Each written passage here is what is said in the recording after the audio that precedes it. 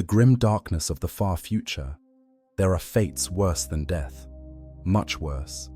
You stand on a battlefield, your power armor scorched and rent by enemy fire. Your gene-enhanced body, capable of surviving wounds that would obliterate ordinary humans, has finally met its match. Your spine is shattered. Your legs are gone. Your organs are pulverized. You're dying, and even the advanced medical technology of the Adeptus Astartes cannot save you. But you won't be allowed to die. Your brothers drag your broken body from the battlefield, and as consciousness fades, you hear the word that will define the rest of your existence. Not rest, not peace, not even death. Dreadnought. They're going to make you a dreadnought. And in that moment, if you truly understood what this meant, you might beg them to let you die instead. Because what awaits you is not honor, it's not glory. It's a prison sentence measured not in years, but in millennia. It's the slow, agonizing dissolution of everything that makes you human, stretched across centuries of darkness punctuated by brief, violent awakenings. Welcome to the nightmare existence of the Dreadnought pilot. Welcome to 10,000 years of consciousness trapped in a walking tomb. The walking sarcophagus. To understand the true horror of Dreadnought existence, we must first understand what these machines actually are. From the outside, they appear magnificent. Towering war engines standing 3 to 4 times the height of a man, armored in thick ceramite and adamantium plating, bristling with weapons that can reduce tanks to molten slag and infantry to red mist. They stride across battlefields with surprising grace, their massive footfalls shaking the ground, their weapons speaking death in voices of thunder. But a dreadnought is not a mech. It's not a vehicle. It's not powered armor scaled up to giant proportions. A dreadnought is a life support system built around the remnants of a space marine who should have died. At its heart, buried deep within layers of armor and machinery, is a sarcophagus. And within that sarcophagus floats what's left of a warrior who once walked among his brothers as an equal. The space marine inside is no longer whole. His body has been reduced to the absolute minimum required to sustain consciousness.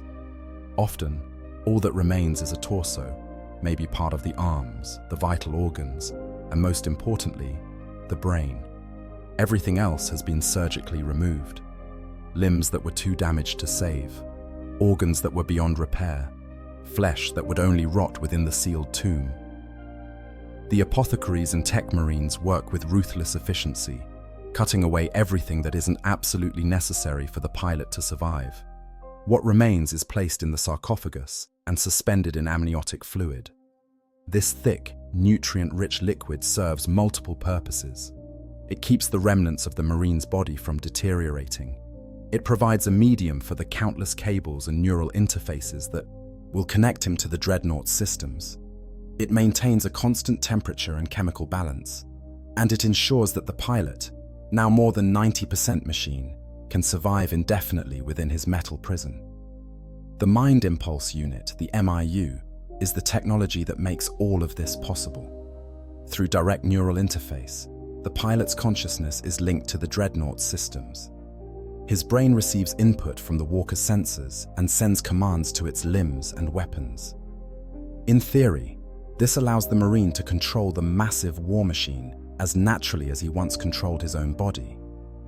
The Dreadnought becomes an extension of his will, responding to his thoughts with the same immediacy as flesh and blood once did. But this is where the horror truly begins. Because the human brain was not designed to process information the way the Dreadnought delivers it, and the human psyche was not meant to exist as a disembodied consciousness, piloting a machine that bears no resemblance to the body it once inhabited. The surgical nightmare. The process of becoming a Dreadnought doesn't begin with honor or ceremony. It begins with the most brutal surgical butchery imaginable, performed on a space marine who is barely clinging to life. The apothecaries and tech marines who perform the procedure are not healers attempting to save a life.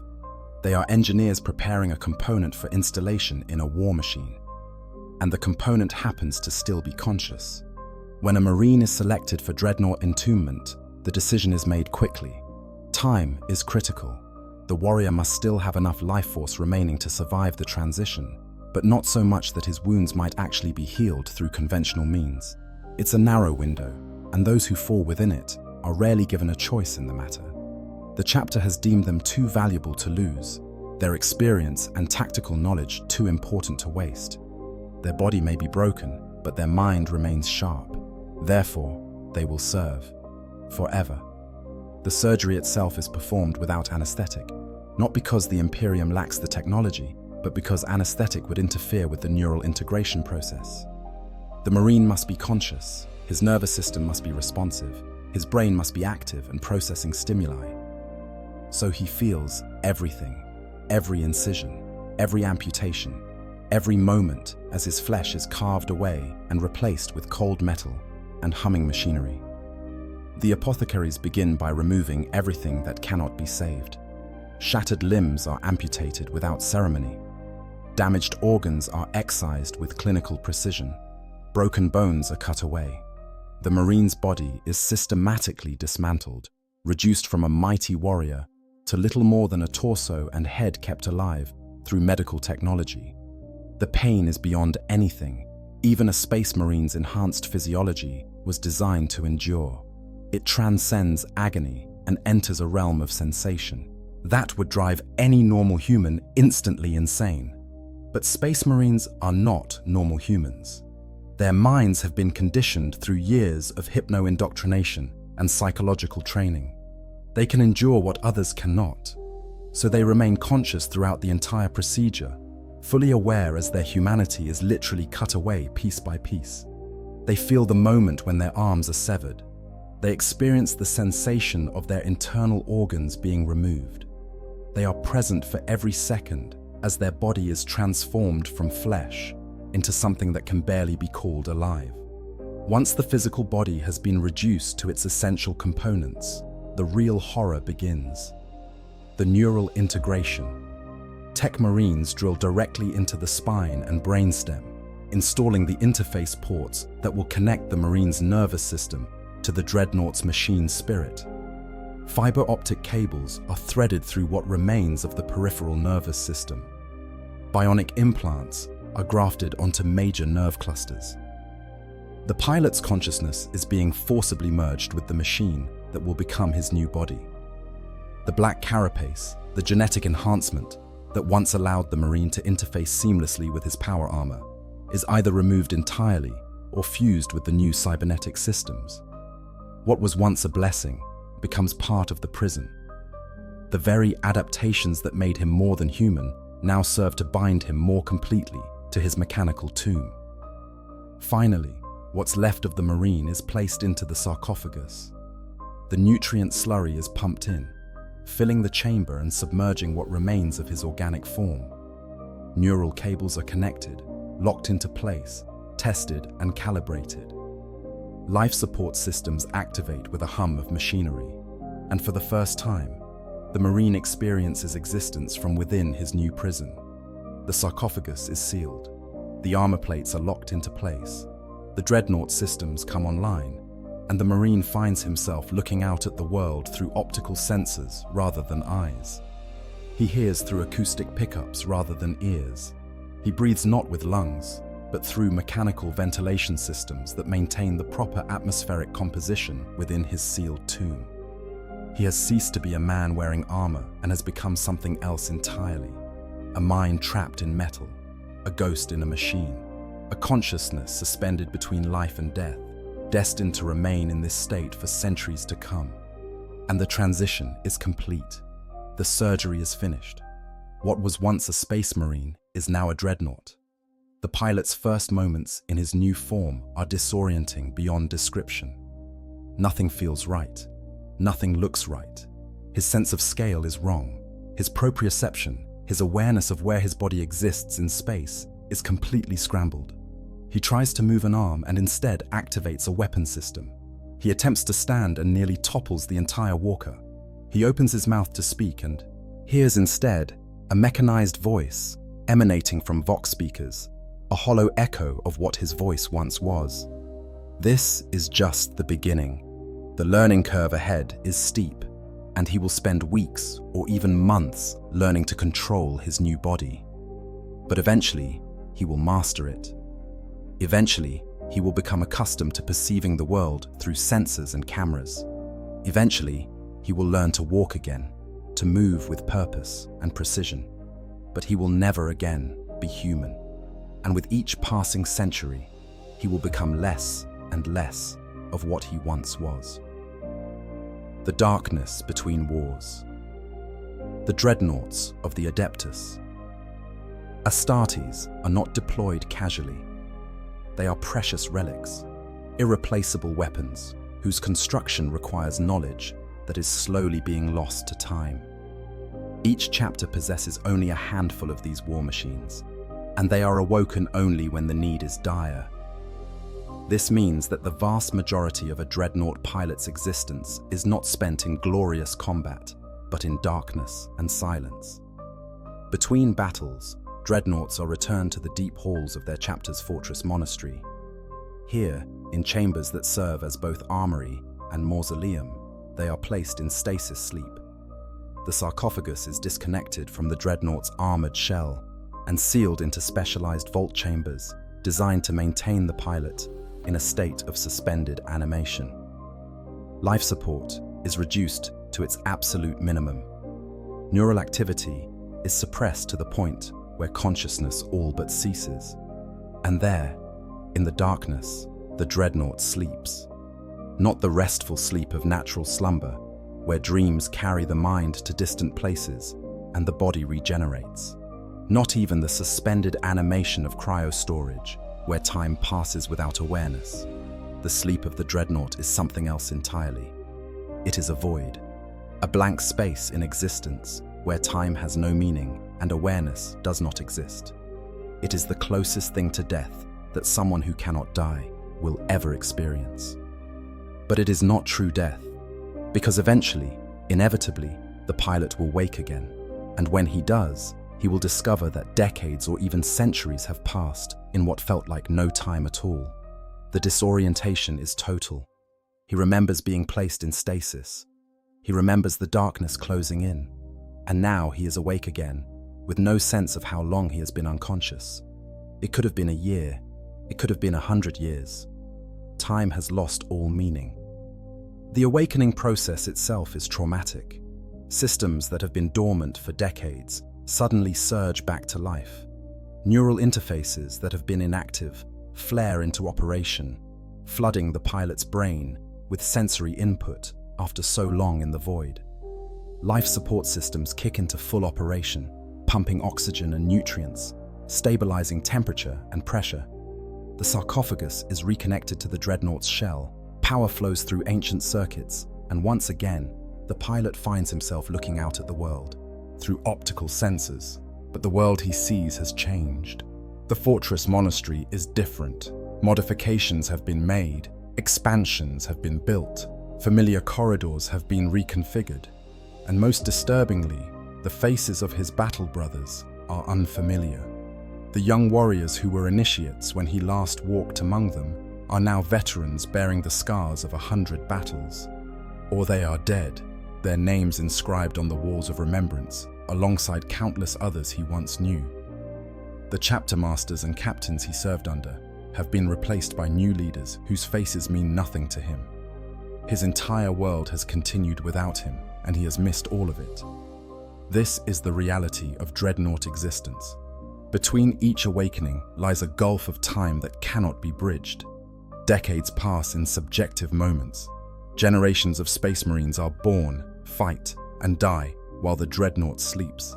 And each time he wakes, he finds himself more disconnected from the chapter he once belonged to, more isolated from the brotherhood that once defined his existence. The psychological impact of this temporal displacement cannot be overstated. Humans are creatures of continuity. Our sense of identity depends on an unbroken thread of experience connecting past to present. We remember yesterday, and that memory informs who we are today. We anticipate tomorrow, and that anticipation shapes our choices. But for a dreadnought, this continuity is shattered. Time becomes fragmented, broken into discrete chunks separated by voids of non-existence. The pilot begins to lose his grip on linear time. Memories from different awakenings blur together. He remembers fighting on a world whose name he cannot recall. Was that 50 years ago? 500? He remembers the face of a brother who stood beside him in battle, but cannot place when or where. He remembers conversations, moments of camaraderie, acts of heroism, but they float free in his mind without context or chronology. His past becomes a jumbled collection of images and sensations that no longer form a coherent narrative. And this is before we even consider what the neural interface itself does to the pilot's mind. The human brain is remarkably adaptable, but it has limits. The constant connection to the Dreadnought systems, even when inactive, creates a strain that accumulates over time. Extended neural interface with a war machine as large and complex as a Dreadnought causes measurable changes in brain function. Lethargy sets in. Confusion becomes more frequent. Dyschronometria, the loss of ability to accurately perceive the passage of time, becomes increasingly severe. And eventually, if the pilot survives long enough, senility creeps in. The sharp, tactical mind that made him valuable enough to save begins to deteriorate, memories fade, and the warrior who once led his brothers into battle becomes confused and uncertain. This is why dreadnoughts are kept in stasis, not just to preserve the irreplaceable technology, but to preserve what's left of the pilot's sanity, because the alternative, keeping them awake continuously, would drive most of them mad within years.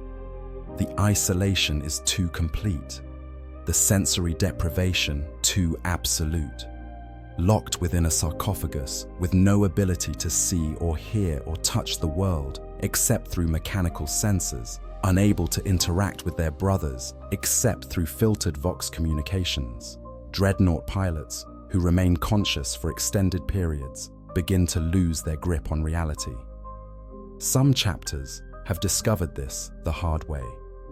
The Red Corsairs, a renegade warband that broke from Imperial service, used Dreadnought entombment as punishment.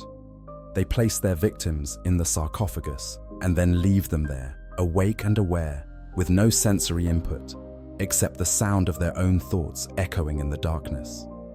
Unable to engage the Susan membrane that would allow them to enter suspended animation naturally, unable to move or act or do anything except exist in the void, these unfortunate souls go completely insane within months. Some scream until their vocal systems fail. Others retreat into catatonia. A few maintain a facade of sanity, but anyone who speaks with them can sense the fractured nature of their consciousness behind the words. This is the darkness between wars. This is the price of eternal service. And for some dreadnoughts, this sleeping death lasts not for decades, but for millennia. They are awoken once in a generation, deployed to battle, and then return to the void for another century or more. The discontinuity becomes absolute. They cease to exist as beings with a continuous experience of time and become instead collections of discrete moments separated by vast oceans of nothingness. And the most terrifying part is that they remember it. When they wake, they carry with them the memory of that void, that absolute absence of being. They remember the sensation of consciousness, winking out and then returning, with no sense of what happened in between. They remember the disorientation, the confusion, the desperate attempt to orient themselves in a world that has moved on without them. And they know, with absolute certainty, that they will return to that void again, soon, because the battle will end and they will sleep once more. And when next they wake, another 100 years will have passed in the blink of an eye. This is not rest. This is not peace.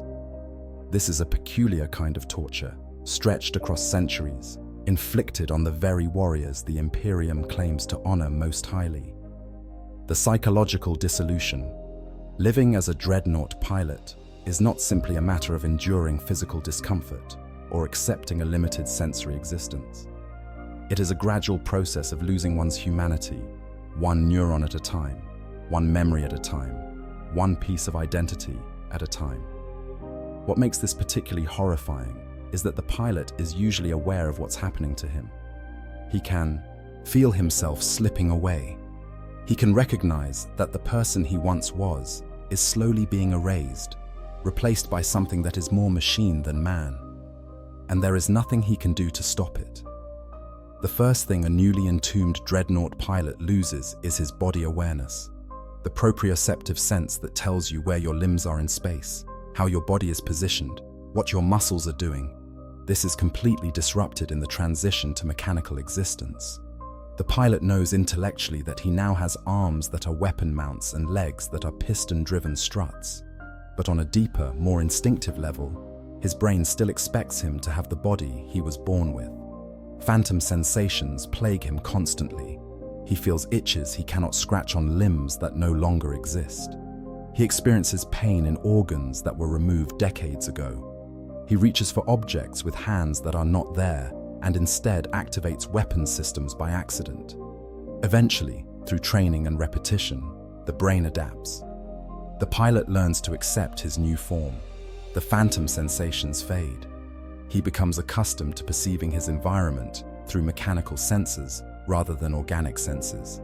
But this adaptation comes at a cost. Because what's really happening is that his brain is rewiring itself to accept the machine as his body. The neural pathways that once connected to flesh and blood are being repurposed to connect to servos and hydraulics. His identity is shifting from human to machine, one synapse at a time. The second loss is more subtle, but equally devastating. It's the loss of casual physical interaction with other beings. A space marine lives among his brothers. They train together, fight together, share meals and stories and moments of camaraderie. There is physical contact, a hand on a shoulder, a clasp of forearms in brotherhood, the simple proximity of standing side by side. These small physical connections reinforce social bonds and remind the Marine that he is part of something larger than himself. A Dreadnought has none of this. He towers over his brothers, massive and imposing. He cannot shake hands with them. He cannot sit beside them in the common halls. He cannot participate in the daily rituals that bind the chapter together. When his brothers come to speak with him, they must crane their necks to look up at his armored shell, and their words are filtered through vox speakers that strip away the warmth and nuance of natural speech. He is present, but separate, among them, but not of them. The bonds of brotherhood begin to fray, not because of any ill will, but simply because the normal social interactions that maintain those bonds are no longer possible. This isolation breeds a particular kind of loneliness. The pilot watches his brothers from behind optical sensors, knowing that he can never again be one of them. He hears their laughter, muffled and distant through his audio pickups, and remembers what it felt like to share in such moments. He sees them clasp forearms in friendship and recalls when such gestures were available to him. And slowly, inexorably, he begins to feel less like a member of the chapter and more like a tool they use when necessary. The third loss is memory. Not all at once, not in a sudden catastrophic failure, but gradually, persistently, relentlessly. The human brain is an organic structure, and like all organic tissue, it degrades over time. Space Marines are blessed with enhanced biology that slows this process considerably, but it does not stop it entirely.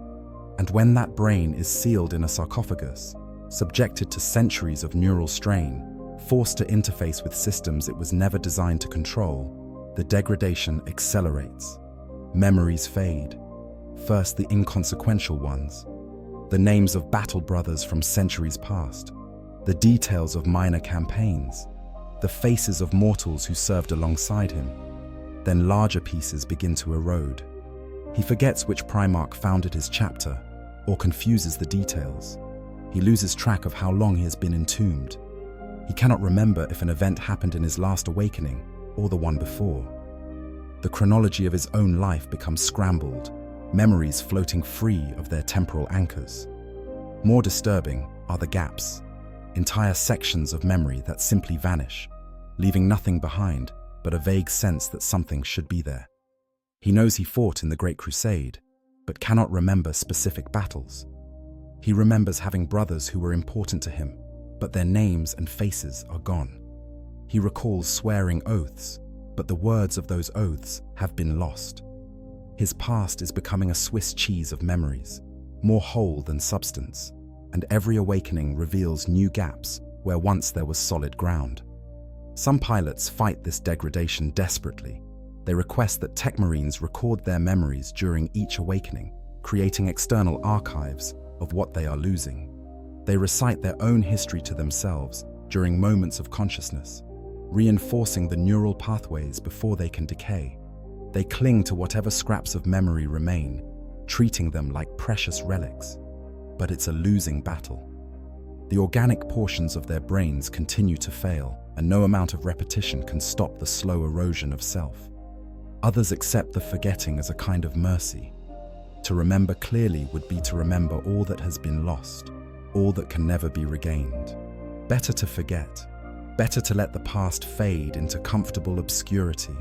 Better to exist in an eternal present, awakening to battle with no clear recollection of how many times this has happened before, or how many more times it will happen again. The amnesia becomes a shield against the existential horror of their situation. The fourth loss is more abstract, but perhaps most fundamental. It's the loss of agency, of self-determination, of the ability to make choices about one's own existence. A space marine chooses how to fight, where to position himself, when to advance or retreat. Within the constraints of duty and discipline, he exercises judgment and makes decisions. But a dreadnought has no such freedom. He is awoken when the chapter needs him. He is deployed where the chapter sends him. He fights the battles the chapter selects for him. And when the battle is over, he returns to stasis, whether he wishes to or not. He cannot choose to remain awake. He cannot decide to skip a deployment. He cannot even determine the length of his own existence, because the life support systems will keep him alive indefinitely regardless of his desires. He has become, in the most literal sense, a tool, a weapon to be wielded by others. His consciousness, his experience, his very existence are all subject to the needs and decisions of the chapter. He has agency only in combat, and even that is constrained by his role and capabilities. In all other matters, he is passive, acted upon rather than acting. This loss of autonomy is particularly cruel because Space Marines are conditioned from their recruitment to value duty and service above all else. They are trained to sublimate their individual desires to the needs of the chapter and the Imperium. So when a Dreadnought pilot feels the weight of his complete lack of control over his own fate, he cannot even properly articulate his distress, because to do so would seem like a dereliction of duty. He is trapped not just in a mechanical body, but in a psychological framework that prevents him from questioning his imprisonment. And finally, perhaps most insidiously, there is the slow dissolution of personality itself. The quirks and characteristics that make an individual unique begin to fade. The humor, the personal preferences, the small habits and mannerisms that distinguish one Marine from another. All of this erodes under the weight of centuries and the constraints of mechanical existence. The pilot becomes more generic, more archetypal, less a distinct person, and more a collection of military competencies housed in an armored shell. This is particularly noticeable to those who knew the pilot before his entombment. They remember him as a specific individual with particular traits. They remember his jokes, his preferences, his way of approaching problems. But as the centuries pass and they interact with the Dreadnought, they begin to notice that these personal touches are disappearing. The pilot still retains his tactical knowledge and combat skills, but the person who possessed those skills is slowly fading away. What remains is competent, functional, but somehow hollow, a shadow of the warrior who once was. Different pilots handle this psychological dissolution in different ways. Some embrace it, allowing themselves to be subsumed into their new role. They let go of their past identities and become fully the living weapons their chapter needs them to be. Others resist fiercely, clinging to every scrap of memory and personality they possess. They insist on being called by their original names, rather than the honorifics usually given to dreadnoughts. They maintain their own traditions and practices as best they can within the constraints of their existence. But resistance or acceptance, the outcome is ultimately the same. The pilot is changing, year by year, century by century, millennium by millennium. The human being who was once a space marine is being transformed into something else. Not quite human, not quite machine.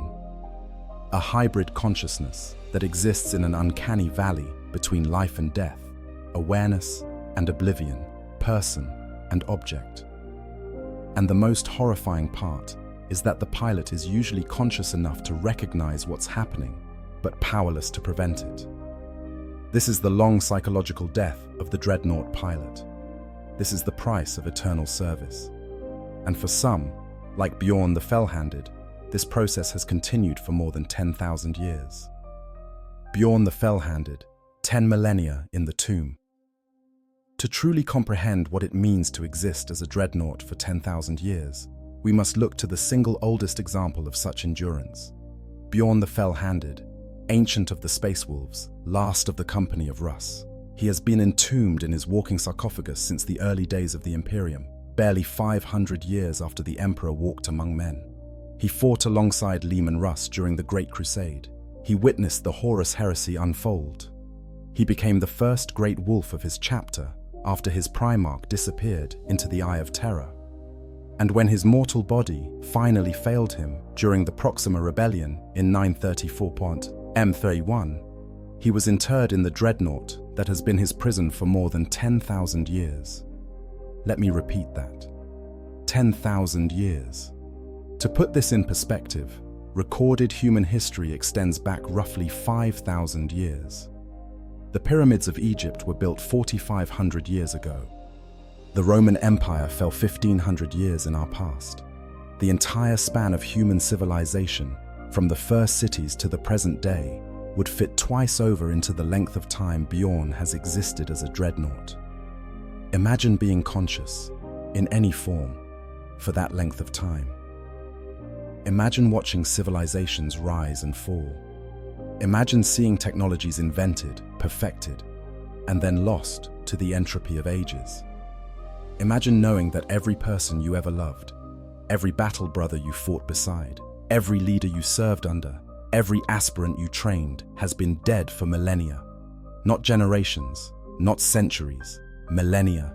Their bones are dust, their names are legends, their deeds are myths. And you alone remain, trapped in a walking tomb, awakened periodically to kill in the Emperor's name, and then return to darkness. The Space Wolves only awaken Bjorn now, at the turn of each millennium, or when they face threats so dire that they need his ancient wisdom and terrible wrath. Once every 1,000 years, he rises from stasis, and for a brief time, he stands among his descendants. He recounts the tales of the chapter's founding.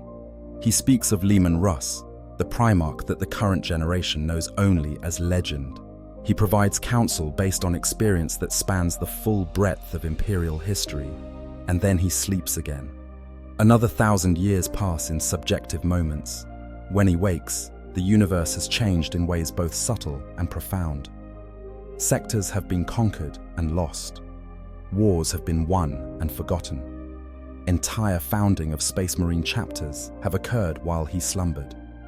And through it all, he endures, a living link to an age that exists now only in myth and memory.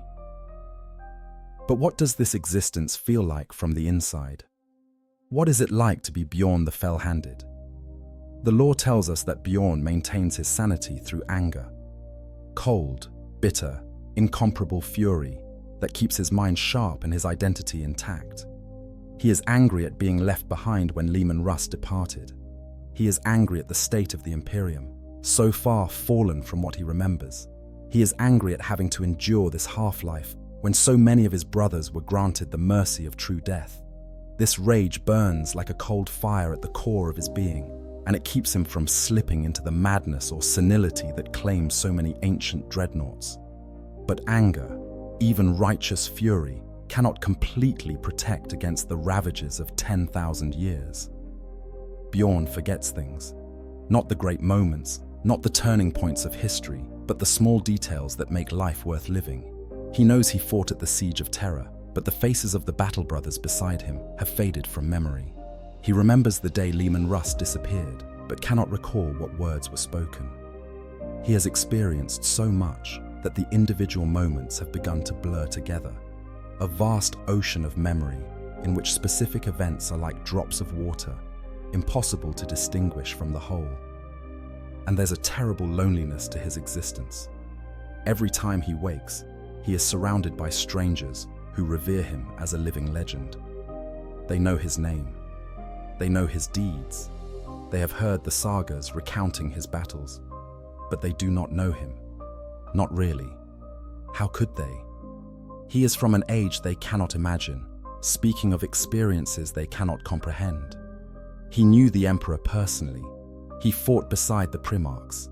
He witnessed events that are now the subject of religious devotion. There is no common ground, no shared frame of reference. He is isolated by the sheer weight of his own history. The accounts we have of Bjorn's awakenings paint a picture of a warrior who is simultaneously revered and weary. He grumbles about the paint jobs the tech priests have given his chassis. He threatens junior officers who ask too many questions about the old days.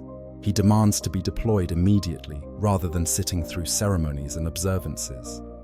This crustiness is partly personality, the same stubbornness that served him well as Great Wolf. But it's also a defense mechanism. If he allows himself to dwell on what he has lost, if he truly contemplates the vast gulf of time that separates him from everything he once knew, the weight might crush even his iron will. During the months of shame, when the Inquisition besieged Fenris and tensions between the Space Wolves and the Ordo Malleus threatened to erupt into open war, Bjorn was awakened to negotiate. An Inquisitor, upon learning he was about to meet with a being who had walked with the Emperor himself, went to his knees in reverence. Bjorn's response was characteristic: impatience and frustration at the superstitious awe his age inspired. He wanted to resolve the crisis and return to sleep. The past that others found so fascinating was, to him, simply the context of his existence, and dwelling on it served no purpose. But there are hints in various accounts of the deeper cost. When Bjorn speaks of Leman Russ, there is grief in his mechanized voice. When he surveys the current state of the Space Wolves, there is disappointment. When he contemplates returning to stasis, there is not quite relief, but a willingness to embrace the void. Because the alternative, remaining awake in a universe that has moved on without him, is perhaps more unbearable than the darkness between awakenings. 10,000 years have also taken their toll on Bjorn's original personality. The warrior who was once a common soldier, who made mistakes and learned from them, who rose through the ranks through skill and determination, that person has been buried under millennia of experience and legend. What remains is something refined and distilled. The essential Bjorn, freed from the softness that makes us fully human. He is will and anger and loyalty and duty, concentrated to a purity that is almost inhuman. The process of becoming a Dreadnought has been working on him for so long that it's nearly complete.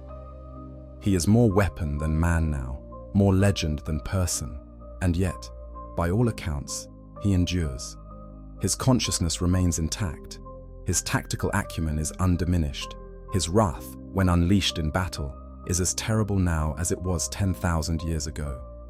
He has survived longer than any other Dreadnought in Imperial service, outlasting brothers who fell to madness or mechanical failure centuries ago.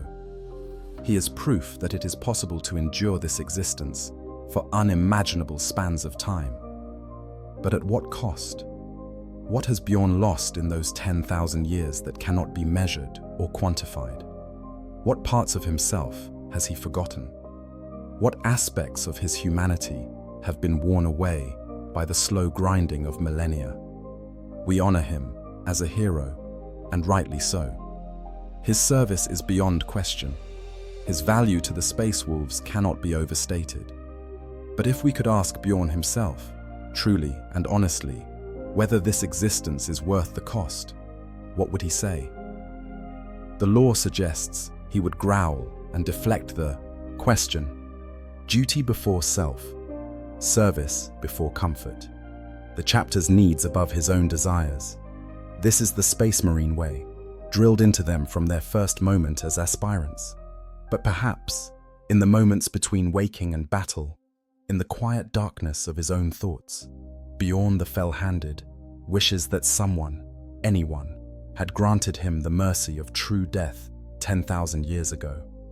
But such thoughts, if they exist, are never voiced, because to voice them would be to acknowledge a truth that the Imperium cannot afford to confront, that the honor they bestow upon their greatest heroes is also the cruelest punishment imaginable. The Chaos Perspective. Hellbrutes and living hell.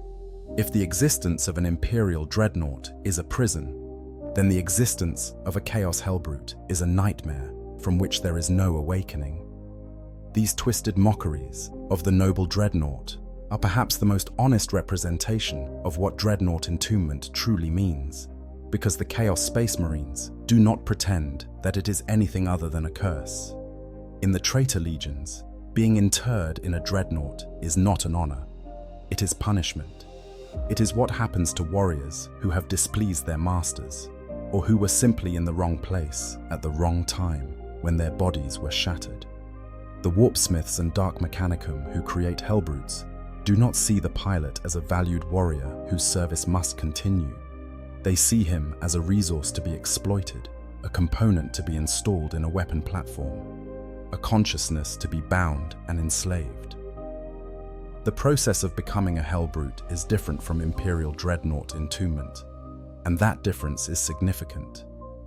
Where Imperial tech priests attempt to preserve the pilot's sanity through careful neural integration, Chaos cares nothing for such concerns. The pilot is shoved into a sarcophagus that is actively hostile to organic life. The interface between flesh and machine is not clean and clinical, but raw and invasive. Tentacles of unknown origin burrow into the pilot's nervous system, merging with his flesh in ways that cause immediate and excruciating agony. But it gets worse, much worse, because the warp does not distinguish between machine and flesh the way reality does. Within the Hellbrute's chassis, the boundary between metal and meat begins to break down. Organic tissue starts growing throughout the mechanical systems. Muscles appear where there should be hydraulics. Bone forms around metal struts. Flesh wraps itself around weapon mounts. The pilot's body, what little remains of it, begins to merge with the machine at a fundamental level. Where the Imperial Dreadnought keeps the pilot contained within the sarcophagus, separate from the machine he controls, the Hellbrute consumes its pilot, spreading his flesh throughout its entire structure until machine and man are indistinguishable. This process drives most pilots insane within days. The pain is constant and unbearable. The sensation of your own body growing and spreading through cold metal, of muscles and nerves extending into places they were never meant to be, of your consciousness being stretched thin across an entire war machine until you can feel every joint, every servo, every impact on the armor, as if it were your own flesh being struck. This is beyond what even a Chaos Space Marine's enhanced mind can process. Madness is not a side effect. It is inevitable. But here's the truly horrifying part. The Hellbrute pilots do not die. They cannot die. The warp-tainted machinery keeps them alive, keeps them conscious, keeps them aware of every moment of their torment. And when the madness finally takes them completely, when their minds shatter under the weight of endless agony, they do not find release in oblivion. They remain conscious, but their consciousness is now completely insane. They experience reality as an endless nightmare, unable to distinguish between memory and present, unable to separate their own thoughts from the screaming of the machine's spirit that has merged with their flesh. Between battles, Hellbrutes must be chained, not restrained, chained, like rabid beasts, because that is effectively what they have become. Their sarcophagi are disconnected from the armored shells and left in darkness, the pilot seething with murderous rage that has nowhere to direct itself. They scream constantly, a sound that is part human, part machine, part demon. They thrash within their bonds, trying to break free so they can kill anything and everything within reach.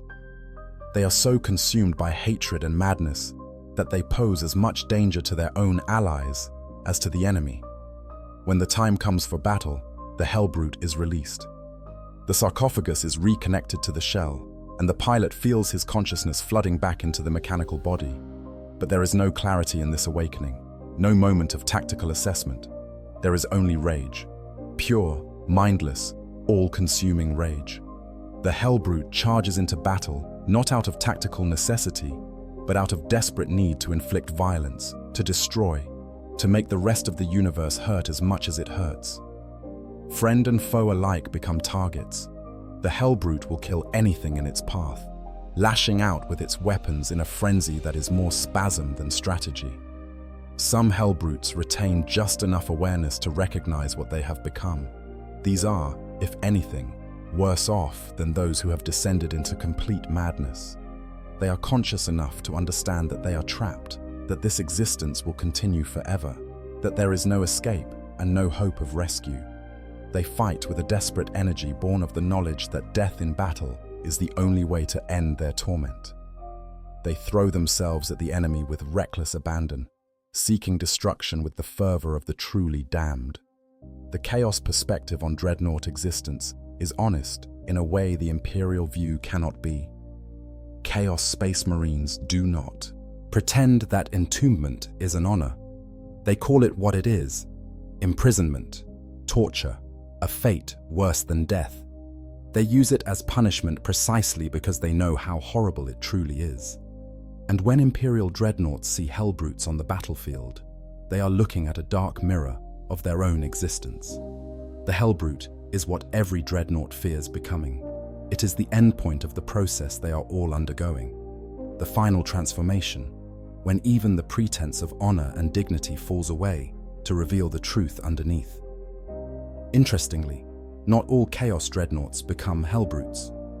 Some ancient Contemptor-pattern Dreadnoughts, dating back to the Horus Heresy, have managed to retain their sanity and avoid the flesh-metal fusion.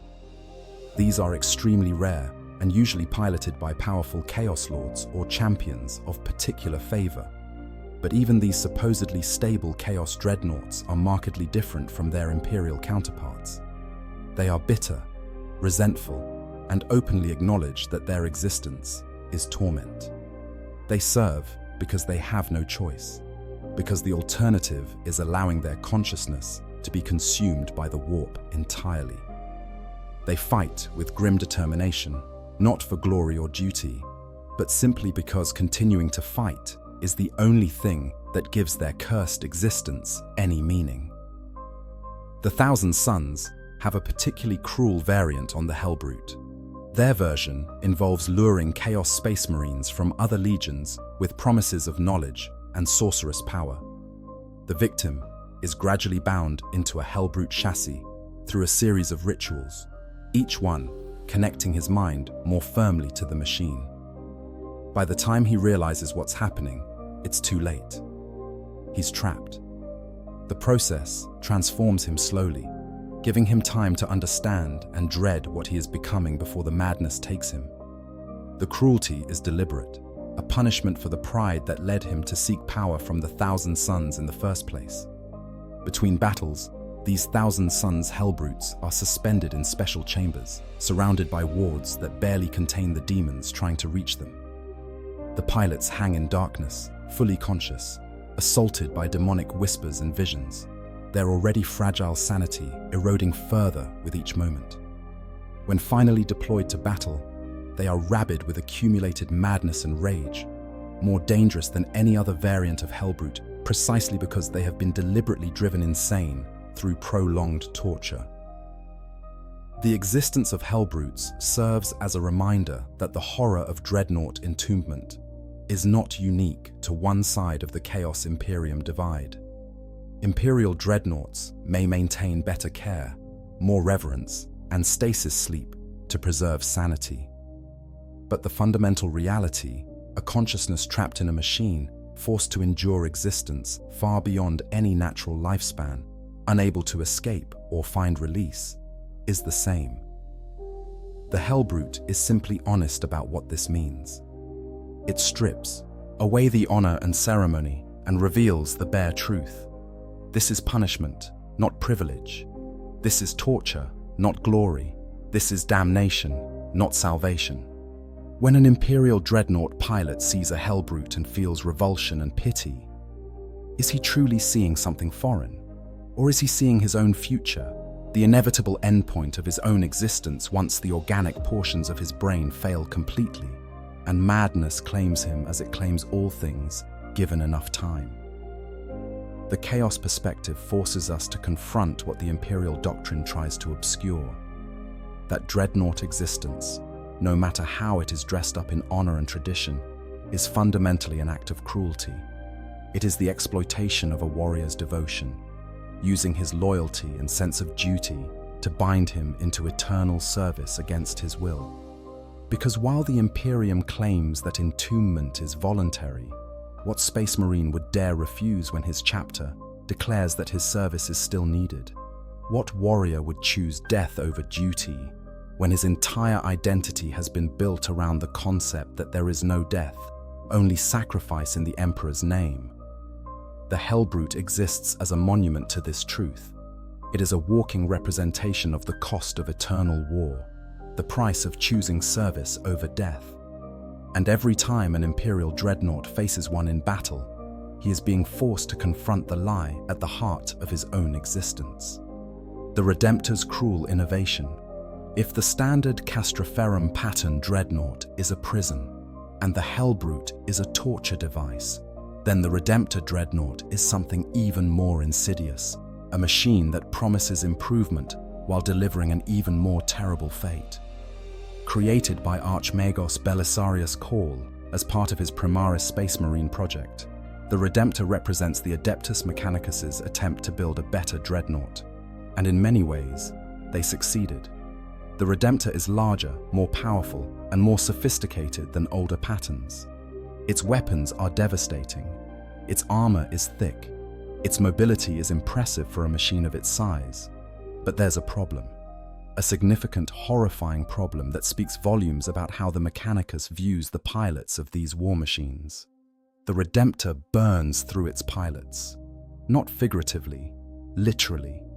The advanced neural interface systems, the sophisticated controls, the powerful reactors that give the Redemptor its impressive capabilities.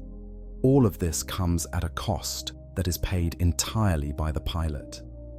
The intensity of the neural connection required to operate a Redemptor is so high that it actively drains the pilot's life force, not over centuries or even decades, but over years, sometimes months. The Redemptor's systems essentially use the pilot as a battery. The neural interface draws on their biological energy to maintain the connection, to process the massive amounts of data flowing through the chassis, to coordinate all of the advanced systems that make the Redemptor such a formidable weapon. And this process is devastating to the organic tissue within the sarcophagus. Pilots who are entombed in Redemptors age at an accelerated rate. Their organs begin to fail, their flesh withers and blackens. Their consciousness, instead of being preserved for centuries, as it would be in a traditional dreadnought, is consumed within a generation. Some pilots have been found, upon examination after the Redemptor's destruction in battle, to be reduced to little more than sacks of blackened organs. Their flesh has been literally burned away by the intensity of the machine's demands. These remnants are given final burial, laid to rest at last after their torment, but the implications are staggering. The Redemptor doesn't preserve the pilot, it consumes him. And the Mechanicus knew this. They designed these systems with full awareness of what they would do to the pilot. The tech priests who built the first Redemptors did not see this as a problem. From their perspective, the pilot is a component, a biological processor to be used until it fails and then replaced. The fact that this replacement might be necessary every few years rather than every few centuries was noted as a technical specification, not a moral concern. Many Redemptors that have fought for sustained periods have already had their sarcophagi replaced multiple times. The original pilot burned out, reduced to ash and memory, a new pilot installed, fresh neural connections established, and the cycle begins again. The Redemptor continues, but the consciousness within is temporary, disposable, consumed by the very machine it controls. This represents a new low in the Imperium's treatment of its heroes. At least with traditional dreadnoughts, there was an argument that the pilot was being preserved, that his service was being extended across centuries. But the Redemptor dispenses with even that thin justification. The pilot is not being preserved, he is being exploited. His remaining lifespan is being extracted to fuel the machine, with no regard for his continued existence beyond the immediate tactical needs. And the cruelest part, many of the pilots don't know. They are told they are being given the same honor as any other dreadnought. They are told they will serve for centuries, perhaps millennia. They are given the traditional speeches about eternal service and undying loyalty. But the reality is that they have been given a death sentence. Their consciousness will not survive to see the next generation of recruits, let alone the next century. They will burn out, be disposed of, and be replaced, all while the chapter continues to speak of them as if they were venerable ancients rather than consumables. The few Redemptors who survive long enough to realize what's happening to them face a unique horror. They can feel themselves being consumed. They are aware that their organic components are failing at an unnatural rate. They know that their time is limited in a way that traditional dreadnought pilots do not, and they are powerless to stop it. The machine demands, and they have no choice but to give until there is nothing left to give. Some Redemptors fight with desperate intensity, trying to accomplish as much as possible before they burn out. Others become fatalistic, accepting their rapid consumption as simply another form of service to the Emperor. A few, those rare individuals who maintain clarity of thought, even as their bodies fail, express bitterness about the situation. But their complaints are dismissed as the confused ramblings of failing minds, when in reality, they are the lucid protests of warriors who have finally understood how they have been used. The psychological impact of knowing you are being actively consumed by your own war machine is difficult to overstate. Traditional dreadnought pilots face slow memory loss and gradual identity erosion over centuries. Redemptor pilots face accelerated decline, knowing that they have years at most before the machine eats through what's left of their organic components. The existential dread is more concentrated, more immediate. Every awakening might be the last. Every battle could be the one where the pilot finally burns out completely. And here's the truly grim irony. The Redemptor was created as part of the Primaris project, which was supposed to be an improvement on the original Space Marine design. The Primaris Marines are taller, stronger, more resilient than their firstborn brothers. They are meant to be superior in every way. But when these superior warriors suffer wounds that require dreadnought entombment, they are placed in machines that actively kill them faster than the old patterns. The improvement for the chapter, more powerful war machines, is achieved at the cost of the individual pilot's extended service. Once again, the needs of the many outweigh the needs of the one, taken to its most extreme conclusion. The existence of the Redemptor also raises uncomfortable questions about the direction of the Imperium's technology. If the Mechanicus was willing to design a dreadnought that consumes its pilot, what other weapons and machines are being created with similar disregard for the cost in human suffering? How many other improvements involve extracting ever more from the individuals who operate them? The Redemptor is a symptom of a larger pathology within the Imperium, the treatment of individuals as resources to be exploited rather than people to be valued. Interestingly, the Brutalis Dreadnought, a close combat variant of the Redemptor, suffers from the same fatal flaw. Its pilots are also burned out by the intensity of operating the machine. The pattern repeats across all Redemptor variants. More power, more capability, and shorter pilot lifespan. It's a deliberate trade-off, and one that the Mechanicus made without consulting the warriors who would pay the price. When a Primaris Marine is told he is being interred in a Redemptor, does anyone tell him the truth? Does anyone explain that he is being given years rather than centuries? Or is he allowed to believe the traditional narrative, only to discover the reality once he is already sealed within the sarcophagus and it is far too late to object? The Redemptor. Dreadnought is perhaps the most honest statement about what the Imperium truly thinks of even its greatest heroes. They are assets to be deployed, resources to be consumed, and when they are used up, they will be replaced. The honor, the ceremony, the reverence, all of it is window dressing on a fundamentally exploitative relationship. The pilot gives everything, including his sanity, his memories, and ultimately, his life. And the Imperium takes and takes and takes, until there is nothing left but ash and the echo of a name. The paradox of combat, purpose, and addiction. Despite everything we've discussed, despite the horror and the isolation, and the slow psychological dissolution, there is one aspect of Dreadnought existence that complicates our understanding: combat. When a Dreadnought enters battle, everything changes. The lethargy falls away, the confusion clears, the sense of purposelessness evaporates. For those brief hours or days when the pilot is actively fighting, he experiences something approaching clarity and meaning. This is not surprising when you consider what Space Marines are. They are created for war.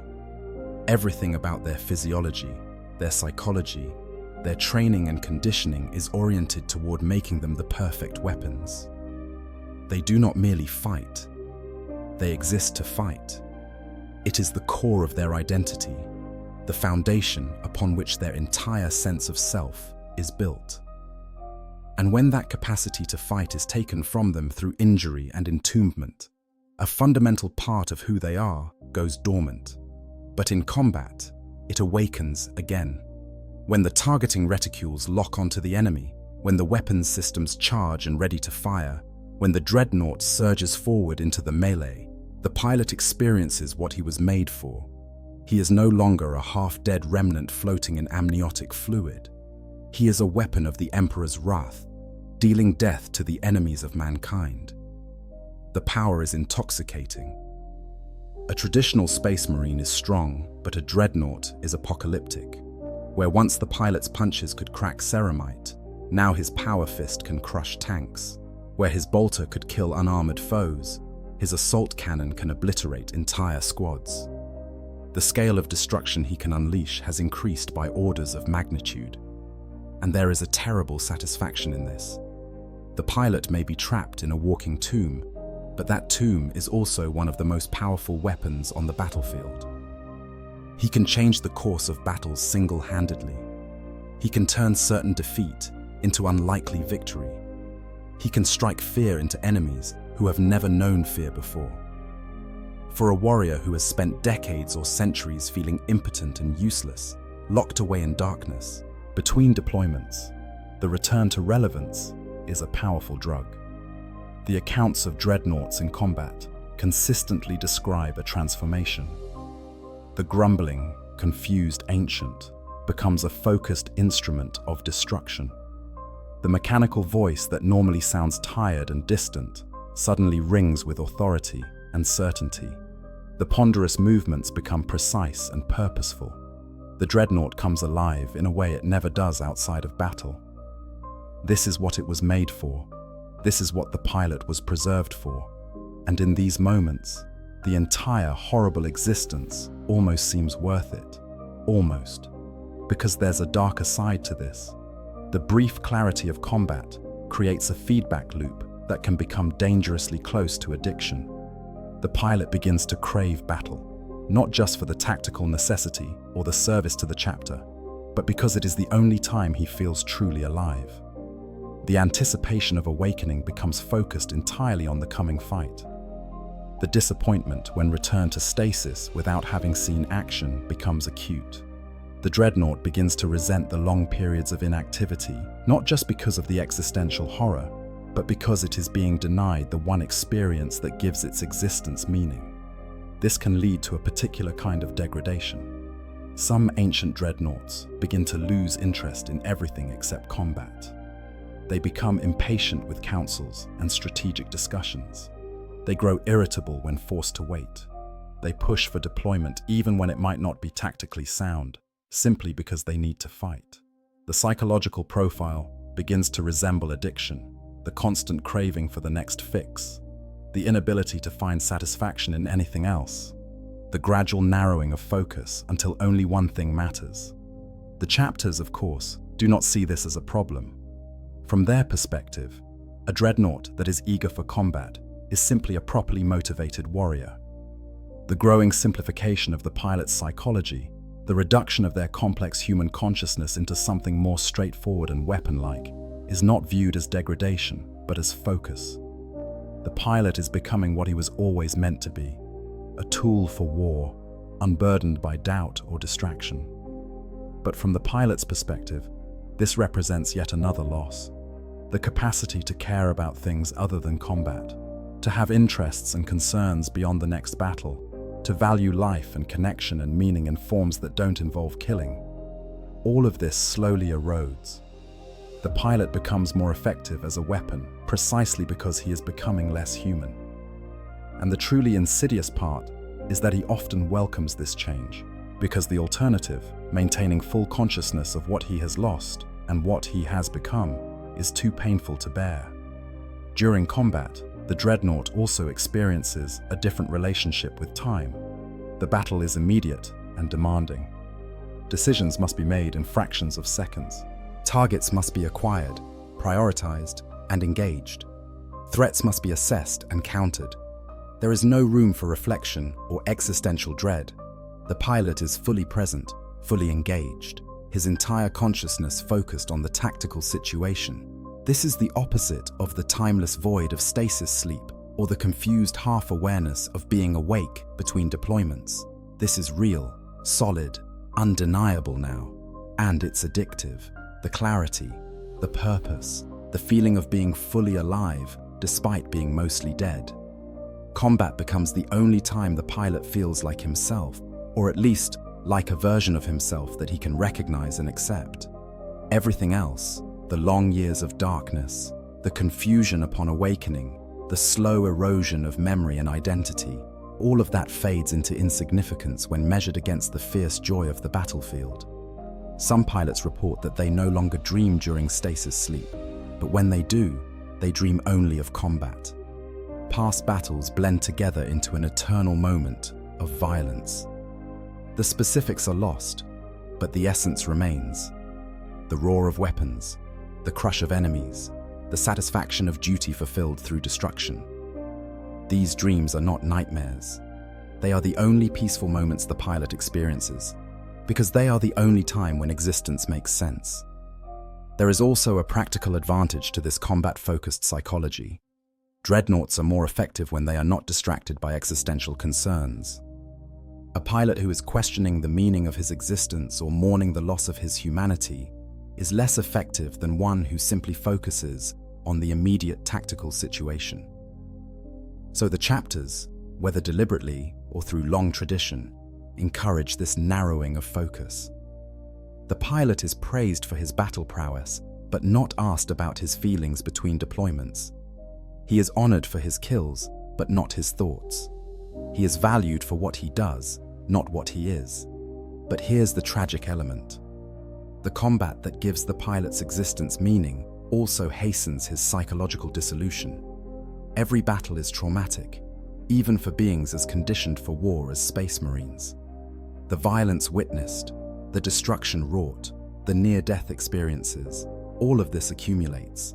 A traditional space marine has the benefit of downtime between battles, moments of peace where he can process his experiences and maintain his psychological equilibrium. A dreadnought has no such luxury.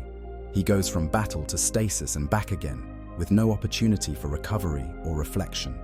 The trauma compounds, adding to the other factors that are slowly destroying his mind. And yet, the pilot welcomes each new deployment, because the alternative, existing in the void with nothing to do and no purpose to fulfill, is worse than any battlefield could ever be.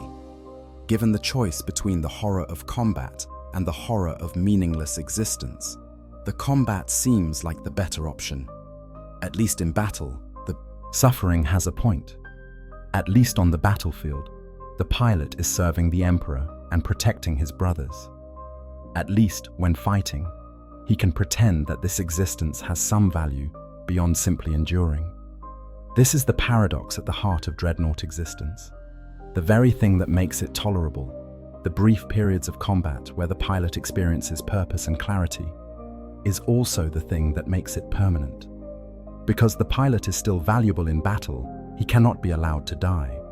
Because he is still effective as a weapon, his consciousness must be maintained regardless of the cost to his sanity or humanity.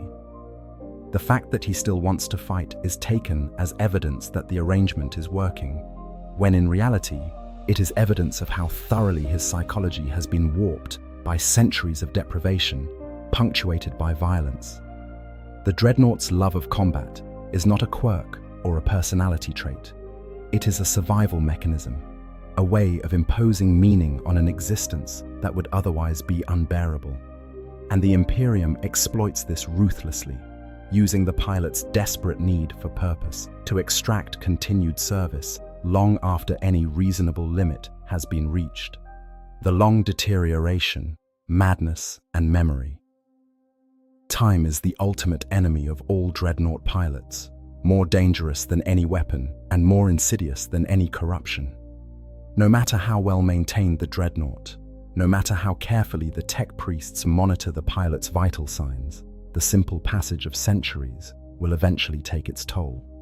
The organic brain within the sarcophagus is failing, slowly but inevitably, and there is nothing that can stop this process. Only delay it. The symptoms usually begin subtly. The pilot might have trouble recalling specific details from past battles. Names escape him. Faces blur in his memory.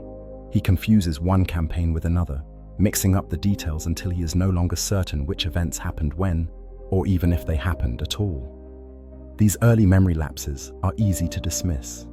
Every human forgets things. Even space marines, with their enhanced minds, do not retain perfect recall of every moment.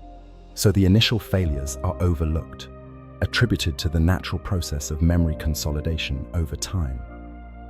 But the problem is not natural. It is pathological. The neural strain of maintaining the interface with the Dreadnought, the repeated trauma of awakening and returning to stasis, the biological decay of organic tissue that cannot be repaired or replaced, all of these factors contribute to accelerating deterioration. The memory problems become more severe. The pilot begins to lose entire sections of his personal history. He knows he fought in certain battles, but cannot remember any specifics. He remembers having brothers whose names and faces are completely gone. He recalls swearing oaths, but has no idea what those oaths entailed. Dyschronometria sets in. The pilot loses his ability to accurately perceive the passage of time. He awakens from stasis believing that only a few years have passed, when in reality it has been decades or centuries. He experiences battles as if they happened recently when they occurred generations ago.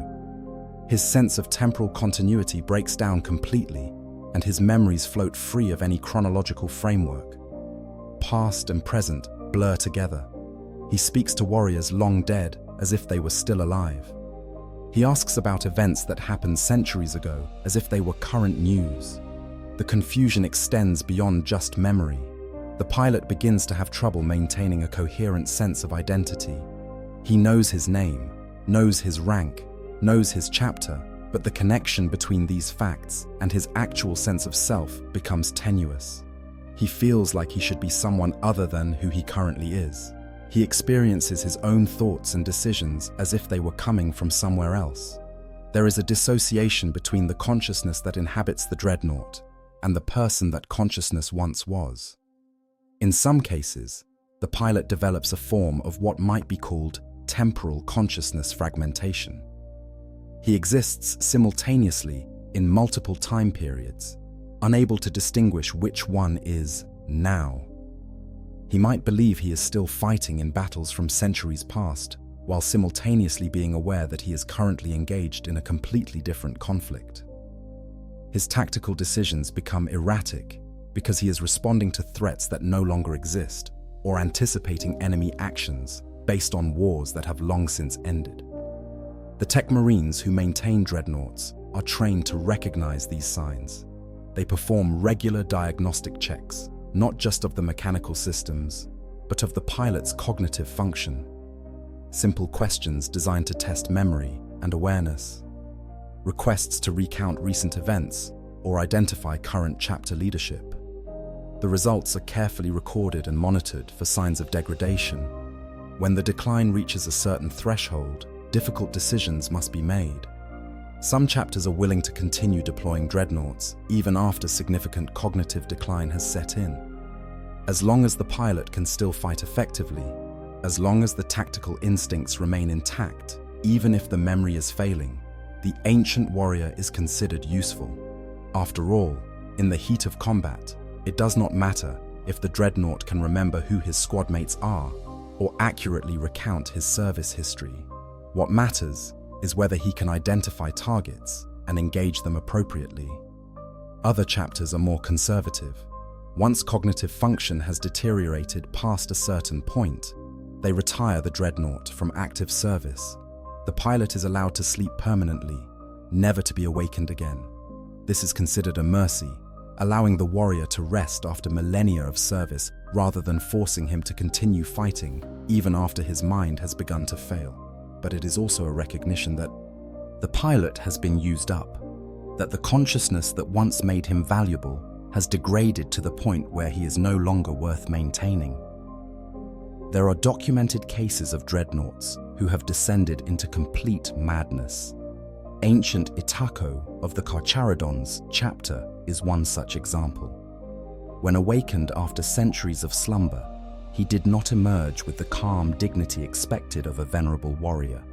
Instead, he screamed, a horrible noise, part human, part machine, grinding and grating from the vox speakers in his chassis. The scream did not stop. It continued throughout his preparation for battle and into combat itself. Ancient Itako had crossed some threshold where his consciousness was no longer coherent enough to form words, only sounds of rage and anguish. And yet, he was still deployed, still used. Because despite his madness, his combat effectiveness remained high. The tactical instincts were still there, buried beneath the insanity. So the Carcharodons continued to awaken him and send him into battle, a howling engine of destruction that had long since ceased to be anything resembling human. Not all deterioration manifests as confusion or madness. Some pilots become lethargic, their responses slowing to the point where they seem barely conscious. They answer questions after long pauses, as if the words are being pulled up from some deep well. They move sluggishly, the dreadnought's actions delayed by the failing interface between mind and machine. They fight not with the fury of a warrior, but with the mechanical precision of a weapon following pre-programmed responses.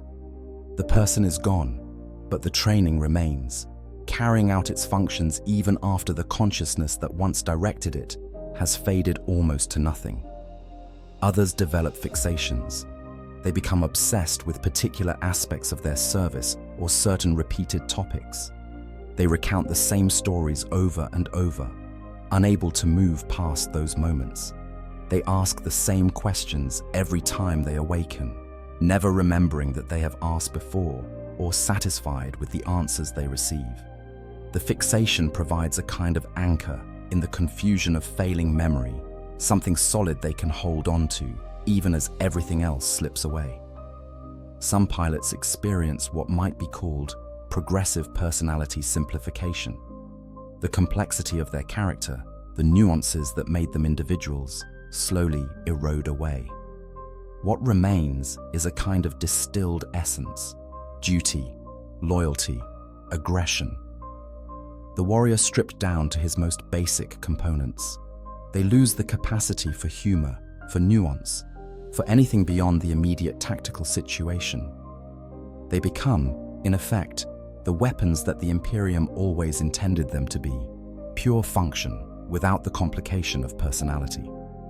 The truly ancient dreadnoughts, those who have survived for multiple millennia, often exist in a state that is difficult to categorize. They are not quite mad, not quite sane, not fully aware, but not entirely absent. They seem to exist at some remove from normal consciousness, perceiving the world through veils of time and confusion. When they speak, their words often make sense individually, but lack coherence as a whole.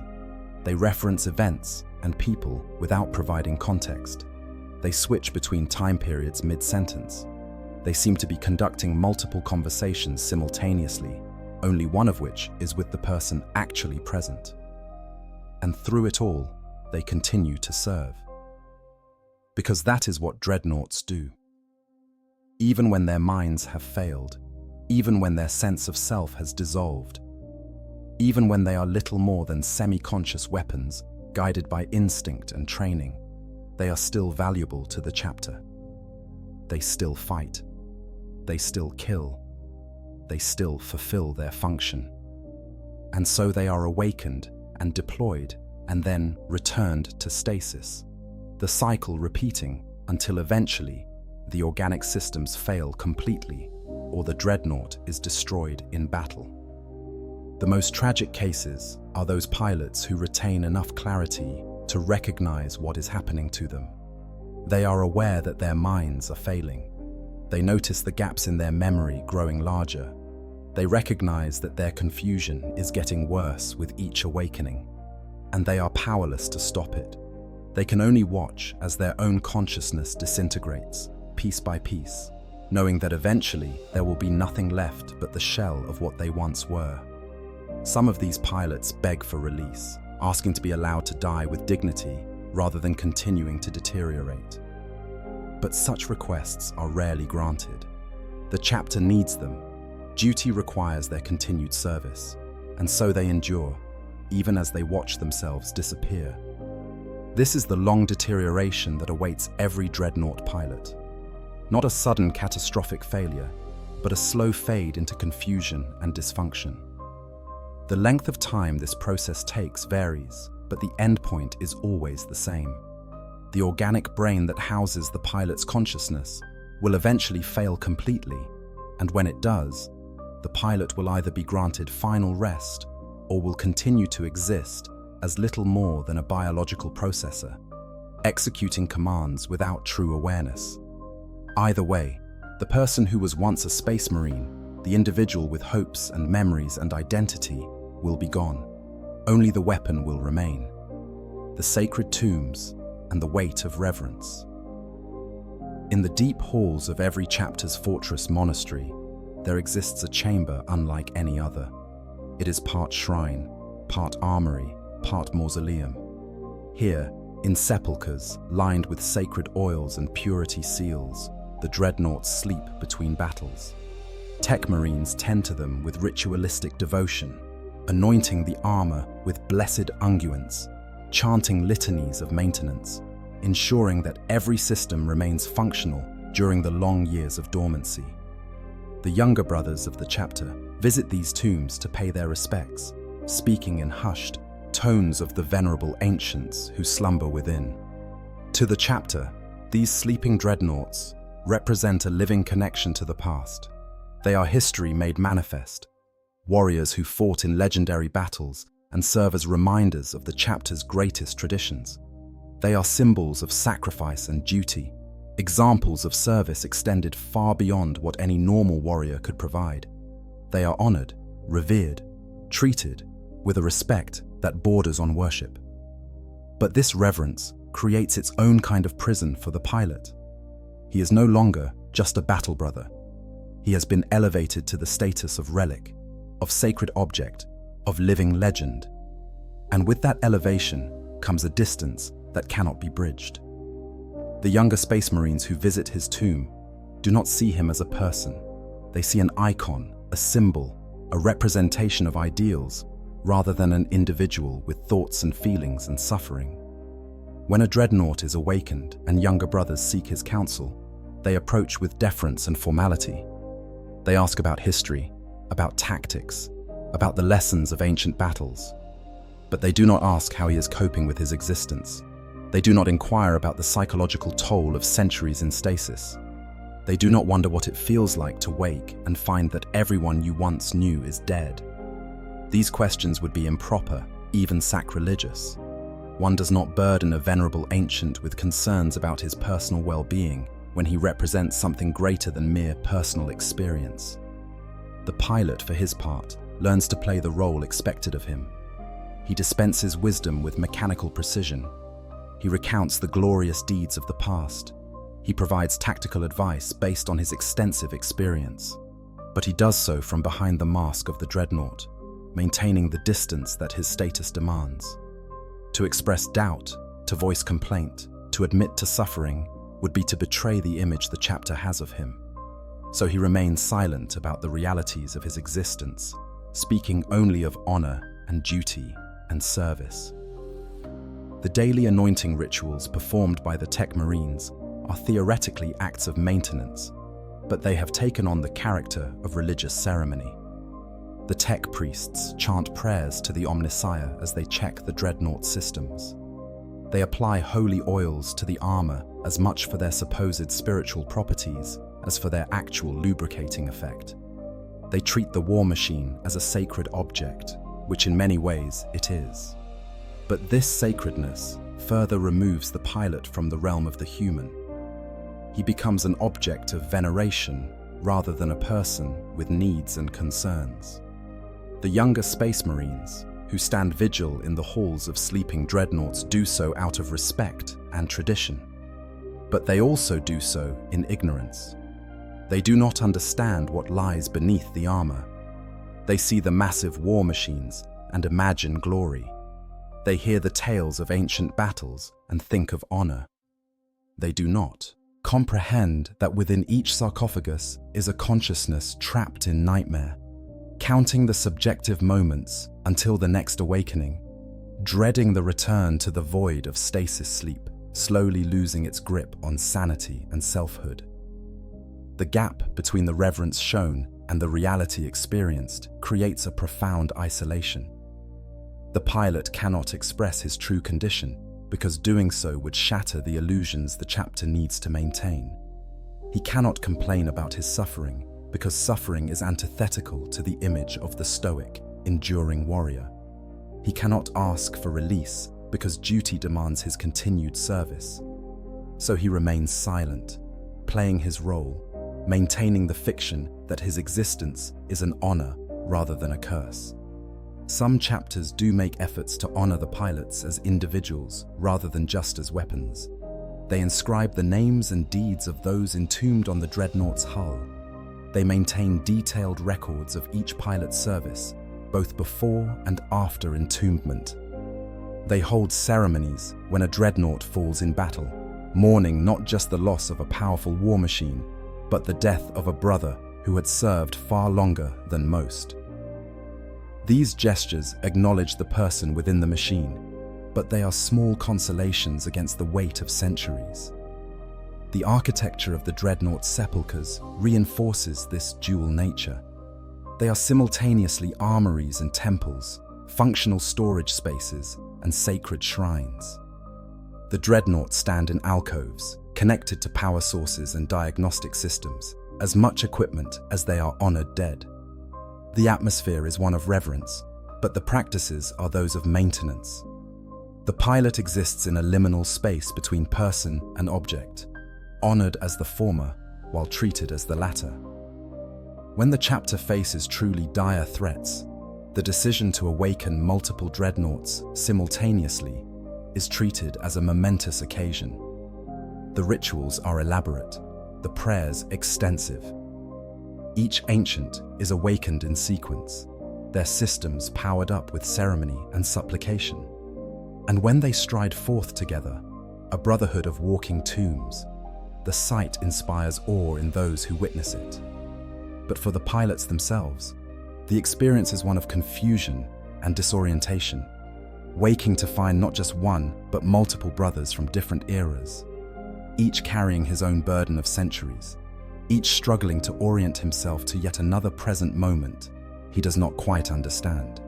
The chaplains of the chapter sometimes counsel the Dreadnoughts, providing what passes for spiritual guidance to beings whose existence defies easy categorization. These conversations are difficult and often unsatisfying for both parties. The chaplain speaks of duty and sacrifice, of the Emperor's will and the glory of service. The pilot listens with whatever patience he can muster, knowing that the chaplain cannot truly understand his situation. How can someone who still inhabits a flesh body comprehend what it means to exist as a disembodied consciousness for centuries? How can someone who experiences time in normal progression grasp the horror of temporal fragmentation? The gulf is too wide, and so the conversations remain superficial, trading in platitudes and doctrine rather than addressing the actual existential crisis. There are accounts of Dreadnoughts who have broken protocol, who have spoken honestly about their condition.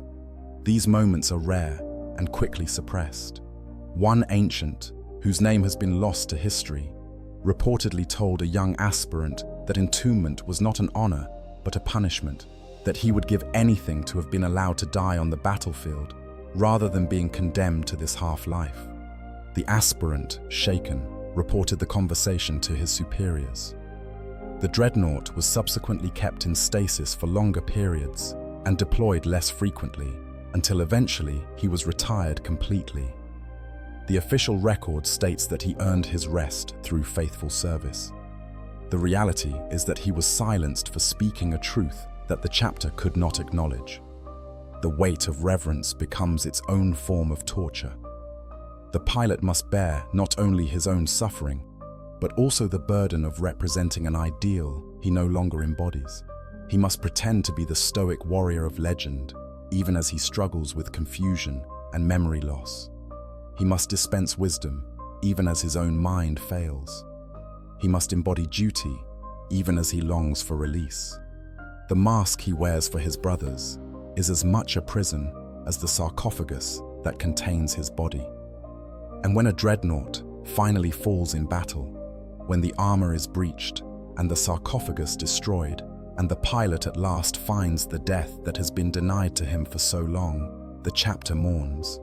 They speak of his sacrifice. They add his name to the rolls of honored dead. They hold services celebrating his service. But they do not speak of the relief that death must bring, the final escape from centuries of torment. They do not acknowledge that for the pilot, destruction is not tragedy, but mercy. Because to do so would be to admit that the entire system, this practice of eternal service through Dreadnought entombment, is fundamentally an act of cruelty dressed in the language of honor. The sacred tombs hold more than sleeping war machines.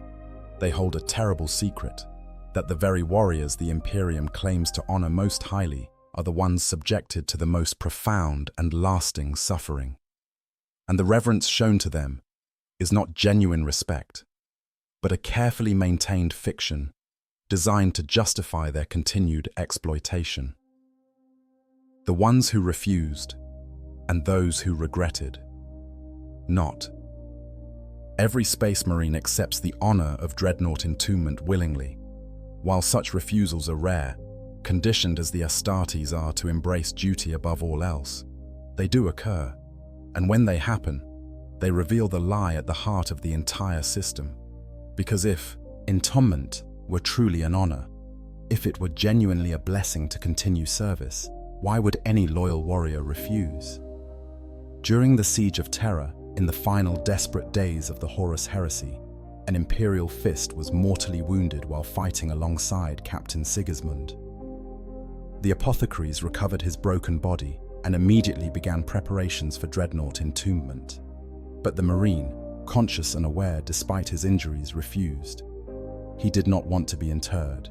He had seen Dreadnoughts in battle. He knew what the existence entailed. And given the choice between death and eternal imprisonment, he chose death. The Imperial fists honored his request. This detail is significant. The chapter had the medical capability and technical resources to proceed with entombment regardless of the Marines' wishes. But they chose not to. This implies that consent matters, that the Marines' desire for death was considered valid and worthy of respect. But it also raises disturbing questions. If this Marine's refusal was honored, how many others have been denied the same choice? How many warriors have been interred against their will, their protests overridden by arguments of duty and necessity? The answer is almost certainly many. Because in the grim reality of the 41st millennium, individual desires are subordinate to the needs of the chapter and the Imperium. A Marine who refuses entombment is refusing to continue serving. He is effectively choosing to abandon his duties, to prioritize his own peace over the chapter's need for experienced warriors. And while exceptions might be made in extraordinary circumstances, the general policy is clear. If you can still serve, you will serve. So what happens to a Marine who refuses, but whose refusal is not honored? He is placed in the sarcophagus anyway. He is sealed within the Dreadnought despite his protests. And then he must live with the consequences of that violation, spending centuries or millennia trapped in the very existence he fought to avoid. The psychological damage from this forced entombment is severe. The pilot's resentment compounds with all the other horrors of Dreadnought existence, creating a bitter rage that never fully dissipates. Some of these unwilling pilots become dangerously unstable. They fight with reckless abandon, throwing themselves at the enemy in the hope that overwhelming force will finally destroy them and grant the death they were denied. Others become withdrawn and uncooperative, performing their duties with minimal effort and refusing to participate in the ceremonies and traditions that surround Dreadnought service. They are still functional as weapons, but the willing sacrifice has been replaced with sullen compliance. The chapters are aware of this problem. Tech Marines and chaplains can usually identify which pilots were willing and which were coerced, based on behavior and attitude. But there is little they can do about it. The decision to entomb has already been made, and it cannot be reversed without killing the pilot. So they manage the situation as best they can, providing additional spiritual counseling and monitoring the unwilling pilot more closely for signs of complete breakdown. But the fundamental violation cannot be undone. There are also accounts of pilots who initially accepted entombment willingly, believing the propaganda about honor and eternal service, only to regret their decision once they understood the reality. These cases are perhaps even more tragic than outright refusal, because the pilot entered the situation in good faith, only to discover too late what he had agreed to. One such case involves a Dark Angel's Dreadnought, whose name has been redacted from the records. In his first centuries of service, he performed admirably, fighting in numerous campaigns and providing valuable tactical counsel. But over time, the weight of his existence began to erode his resolve. He started making increasingly desperate requests to be allowed to die. He argued that he had fulfilled his duty, that his service had been sufficient, that he deserved the rest that death would bring. The Dark Angels, known for their secrecy and their complex relationship with their own history, refused his requests. The pilot had been present during events that the chapter needed to keep hidden, and they could not risk allowing him to die and his memories to be lost, or worse, recovered by outsiders. So, he continued to serve, trapped not just by his physical condition, but by the secrets he carried. His bitterness grew with each awakening. He became notorious within the chapter for his dark mood and his barely concealed resentment. But he was still deployed, still used, because the chapter's needs outweighed his desires. This is the calculus that governs Dreadnought service. The individual's suffering is acceptable as long as the collective benefit justifies it. Some chapters are more willing than others to grant release to pilots who request it. The Space Wolves, with their emphasis on individual glory and warrior's honor, have occasionally allowed dreadnoughts to die in single combat, rather than continuing to endure existence they find unbearable. They arrange for the pilot to face an enemy champion in ritualized battle, fighting until one or the other is destroyed. If the Dreadnought wins, he returns to service. If he loses, he has earned his death through combat, the most honorable end a space wolf can achieve. Other chapters are far less accommodating. The Iron Hands, with their doctrine of flesh being weak and machine being strong, view requests for death as evidence of insufficient devotion to the Omnissiah. They see the organic components of the pilot as the weak link, the source of doubt and complaint. Their solution is not to grant release, but to minimize the organic portions further, replacing more and more of the pilot's remaining biology with mechanical components until the consciousness is barely organic at all. This does not actually solve the problem. The pilot still suffers, but it makes the suffering less visible and therefore easier to ignore. The Blood Angels face a unique challenge with their dreadnoughts. The red thirst and black rage that plague their chapter can manifest even in pilots who are entombed. A dreadnought pilot might suddenly be overcome with visions of Sanguinius's death, reliving the Primarch's final moments with such intensity that he loses all connection to reality. Or he might be seized by an overwhelming thirst for blood, a vestigial echo of the biological drives that once defined his unmodified flesh. Managing these episodes in a dreadnought is difficult, as the pilot cannot be restrained in the traditional ways. The result is that Blood Angels' dreadnoughts are often kept in stasis for longer periods and awakened with greater caution, monitored constantly for signs of the flaw. There are also pilots who do not refuse entombment initially, but who express regret later, sometimes centuries after the fact. By this point, the question of consent is moot. The pilot is already entombed, already bound to service, but the expression of regret itself is significant. It represents a crack in the facade, a moment when the true cost of dreadnought existence becomes undeniable. One account, recorded by an administratum scribe during a campaign briefing, describes a venerable dreadnought pausing mid-sentence to say, simply, "I wish I had been allowed to die." The room fell silent. The other Marines present did not know how to respond. The dreadnought, after a long moment, continued with his tactical assessment as if nothing had happened. But the words hung in the air, a ghost of a truth that could not be acknowledged or addressed. The scribe recorded them dutifully, and they were filed away in archives where they would never threaten the official narrative. The existence of refusals and regrets proves that dreadnought entombment is not universally desired or accepted.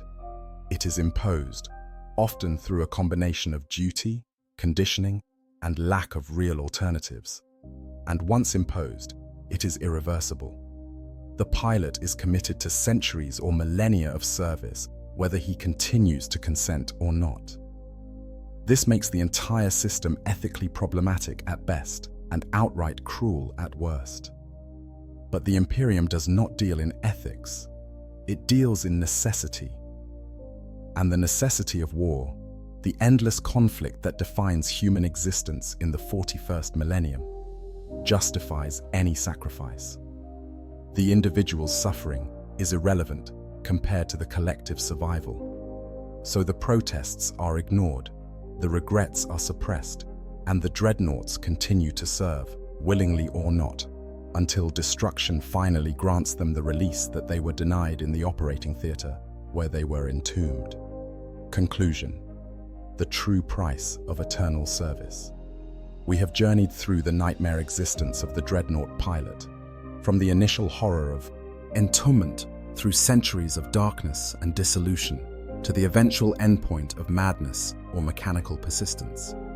We have examined the reality from multiple angles: the psychological toll, the physical horror, the temporal displacement, the isolation, the exploitation, the addiction to combat, and the long deterioration that awaits all who enter this existence. Now we must confront the uncomfortable truth that all of this reveals about the Imperium of man. Dreadnought entombment is not an honor. It is a punishment dressed in ceremonial language. It is the exploitation of a warrior's loyalty, using his devotion to duty as a tool to extract service long after any reasonable limit has been reached. It is cruelty systematized, codified into tradition, and celebrated as virtue. And it is not an aberration or an exception to imperial practice. It is, in many ways, the distilled essence of what the Imperium truly is. A machine that consumes human lives and human suffering as fuel, converting individuals into resources to be exploited until nothing remains. The philosophical implications are staggering. The Imperium claims to honor its heroes, to value sacrifice and service. But what does it mean to honor someone if that honor consists of denying them peace, agency, and ultimately their very humanity? What kind of value does the Imperium actually place on individual humans if it is willing to subject even its greatest warriors to centuries of psychological torture? The answer is clear. The Imperium values humans only insofar as they can be useful. Once usefulness ends, the human is discarded. But with dreadnoughts, the usefulness never ends, and so neither does the exploitation. The pilot is kept alive and conscious specifically to extract more value from him. His skills, his experience, his tactical knowledge, all of this is too valuable to waste. So his body is maintained in a state that can barely be called life. His consciousness is preserved in a prison of metal and machine spirit, and he is awakened periodically to kill and kill and kill until eventually his organic components fail completely or enemy fire finally destroys him. This is not a bug in the system. It is the system working exactly as intended. The Imperium is built on the principle that the needs of the many outweigh the needs of the few, taken to its most extreme conclusion. Individual suffering is not just acceptable, but expected. Sacrifice is not just honored, but demanded. And death, that final release that grants peace to all other warriors, is denied to those considered too valuable to lose. The existence of dreadnoughts also reveals the fundamental dishonesty at the heart of imperial propaganda. The Imperium tells its warriors that they will serve until death, that duty ends only when life ends. But for dreadnought pilots, death is not allowed to end duty. The promise of eventual rest is broken. The contract between warrior and chapter is violated, and the pilot must continue serving, not because he chose to, but because the chapter will not release him. Consider what 10,000 years of this existence means. 10,000 years is longer than all of recorded human civilization. It is a span of time that the human mind cannot properly comprehend. And Bjorn the Fell-Handed has spent this entire period trapped in a walking tomb, awakened periodically to fight, and then returned to darkness. Every person he ever knew is millennia dead. Every certainty he once held has been proven transient. Every connection that once gave his life meaning has been severed by the passage of ages. And yet he endures, because the alternative, oblivion, is not permitted. He must continue existing, continue fighting, continue being useful, until the universe itself finally grinds to a halt. This is not service. This is slavery. It is bondage enforced through technology and justified through appeals to duty. And it is inflicted not on criminals or enemies, but on the Imperium's greatest heroes. The very warriors who have proven their loyalty most completely are the ones subjected to the most profound exploitation. The reward for exceptional service is eternal imprisonment. The price of being valued is never being allowed to rest.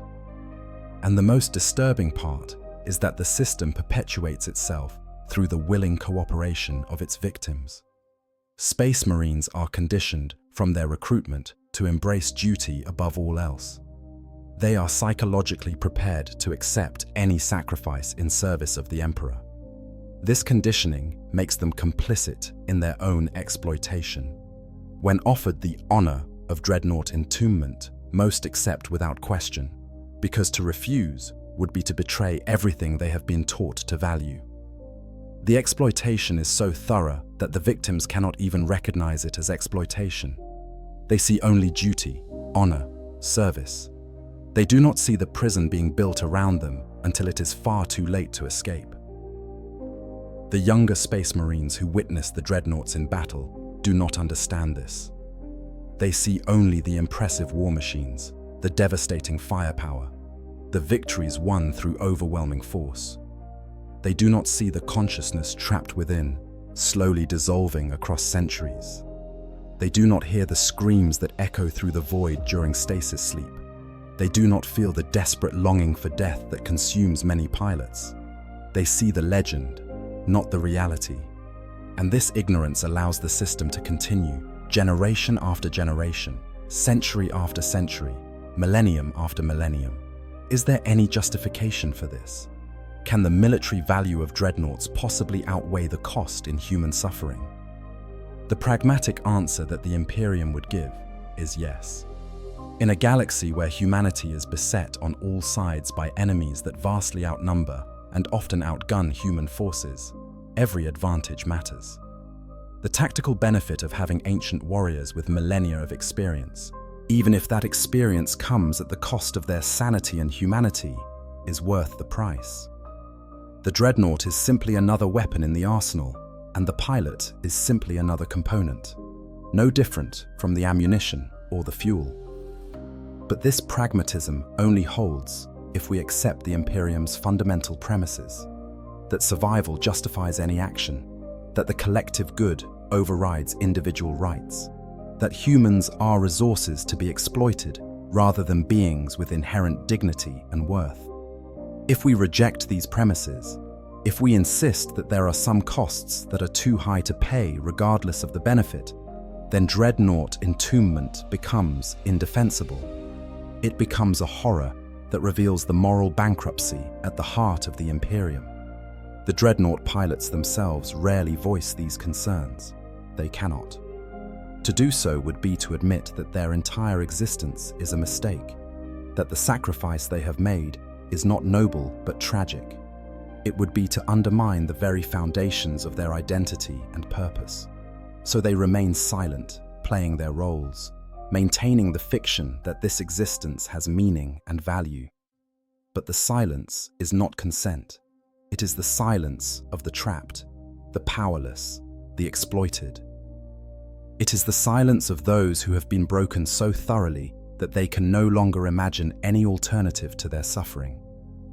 As we conclude this examination of Dreadnought existence, we are left with uncomfortable questions. What does it say about humanity that we would create such a system? What does it reveal about our capacity for cruelty when that cruelty is justified through appeals to duty and necessity? And most troubling of all, how many other aspects of our own society mirror this dynamic, exploiting loyalty and devotion to extract labor and sacrifice from those who have been conditioned not to question their own exploitation? The Dreadnought is a fiction, a creation of a dark fantasy universe, but the horror it represents is all too real. It is the horror of being used up completely, of having your entire existence extracted for someone else's benefit, of being denied even the peace of death because your usefulness has not yet been exhausted. It is the horror of eternal service without hope of reward or release. It is the horror of discovering too late that the honor you sought is actually a cage from which there is no escape. 10,000 years in a walking tomb. 10,000 years of darkness punctuated by violence. 10,000 years of watching your memories fade and your identity dissolve. 10,000 years of being denied the one mercy that every other warrior eventually receives. This is the fate of the Dreadnought pilot. This is the true price of eternal service in the grim darkness of the far future. And if this doesn't terrify you, if this doesn't make you question the systems that value usefulness over dignity and service over humanity, then perhaps you should ask yourself, what would it take for you to recognize horror when it is dressed in the language of honor? Thank you for watching this deep dive into one of Warhammer 40k's darkest concepts. If you found this examination of the horrifying reality behind the Dreadnoughts thought-provoking, please consider liking this video and subscribing to the channel. We create content like this regularly. exploring the grimdark universe of Warhammer 40,000 from angles that often go overlooked. The lore is rich, deep, and frequently disturbing when you look closely enough. And that's what we do here. We look closely. Until next time, remember that in the grim darkness of the far future, even honor can be a prison.